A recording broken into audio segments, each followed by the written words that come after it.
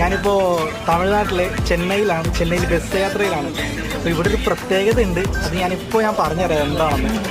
ஆமா, இங்கே யார் பேசாலும் இங்கே பஸ்ஸில் டிக்கெட் எவ்வளோ ரூபாய் ஆச்சு?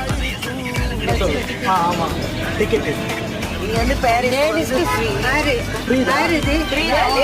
டிக்கெட் ஃப்ரீ தான். நீங்க சொல்லுங்க, டிக்கெட் ஃப்ரீ தான். டிக்கெட் ஃப்ரீ தான். மகளிர் பஸ்ல வரணும்.